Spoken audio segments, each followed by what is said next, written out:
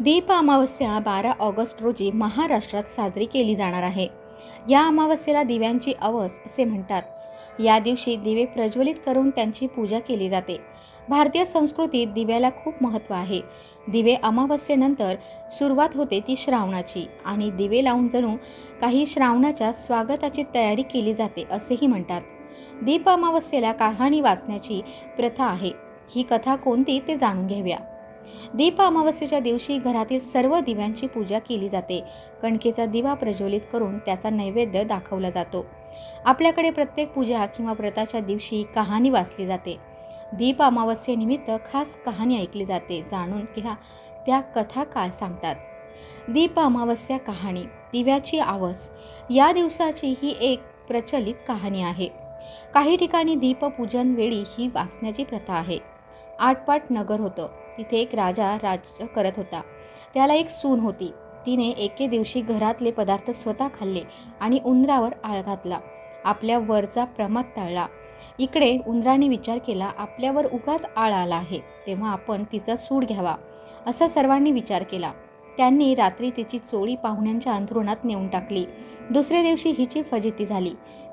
सासूदिरांनी निंदा केली. घरातून तिला घालवून दिले. हिचा रोजचा नेम असे, रोज दिवे घासावे, तेलवात करावी, ते स्वतः लावावे, खडी साखरेनं त्यांच्या ज्योती साराव्या, दिव्यांच्या अवसेचे दिवशी त्यांना चांगला नैवेद्य दाखवावा. त्याप्रमाणे ही घरातून निघाल्यानंतर ते बंद पडलं. पुढे दीप अमावस्येच्या दिवशी राजा शिकारीहून येत होता. एका झाडाखाली मुक्कामास उतरला. तिथे त्याच्या दृष्टीस एक चमत्कार पडला. आपले सर्व गावातले दिवे अदृश्य रूप धरून झाडावर येऊन बसले आहेत. एकमेकांपाशी गोष्टी करत आहे. कोणाच्या घरी जेवायस काय केले, कशी पूजा मिळाली वगैरे चौकशी चालली होती. सर्वत्रांनी आपापल्या घरी घडलेली हकीकत सांगितली. त्यांच्या मागून राजाचा घरचा दिवा सांगू लागला, बाबांनो, काय सांगू, यंदा माझ्यासारखा हतभागी कोणी नाही. दरवर्षी सर्व दिव्यात मुख्य दिवा असायचा.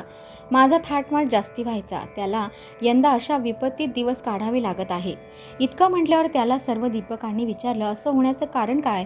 मग तो सांगू लागला, बाबांनो, काय सांगू, मी ह्या गावच्या राजाच्या घरचा दिवा. त्याची एक सून होती. तिने एके दिवशी घरातला पदार्थ स्वतः खाल्ला आणि उंदरांवर आळ घातला. आपल्यावरचा प्रमाद टाळला.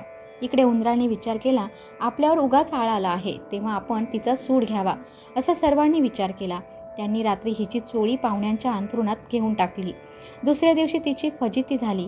सासूदिरांनी निंदा केली. घरातून तिला घालवून दिले. म्हणून मला हे दिवस आले. ती दरवर्षी माझी मनोभावे पूजा करीत असे. जिथे असेल तिथे खुशाल असो, असं म्हणून तिला आशीर्वाद दिला. घडलेला प्रकार राजानं श्रवण केला. आपल्या सुनेचा अपराध नाही अशी त्याची खात्री झाली. घरी आला. कोणी प्रत्यक्ष पाहिले आहे काय म्हणून चौकशी केली. तिला मेना पाठवून घरी आणली. झाल्या गोष्टीची क्षमा मागितली. ती सुखानं रामराज्य करू लागली. तर जसा तिला दीपक पावला आणि तिच्यावरचा आळ टळला, तसा तुमच्या आमच्या टाळो व या दिव्यांचा आशीर्वाद सतत आपल्या पाठीशी असावा, हाच यातील संदेश. श्री स्वामी समर्थ.